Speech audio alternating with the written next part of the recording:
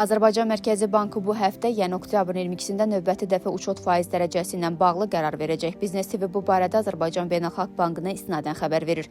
Mərkəzi Bank sonuncu dəfə iyul ayının 23-də son bir ildə ilk dəfə olaraq uçot dərəcəsini 7,25%-dən 7%-ə endirib. Sonuncu qərarında, yəni sentyabrın 10-da uçot dərəcəsini sabit saxlayıb. Azərbaycan Mərkəzi Bankı qeyd edib ki, faiz dəhlizinin parametrləri ilə bağlı növbəti qərar faktiki inflyasiyanın dəyişimi, oktyabrda yenilənəcək makroiqtisadi proqnozlar, eyni zamanda xarici və daxili risk amillərinin dinamikasının asılı olaraq veriləcək.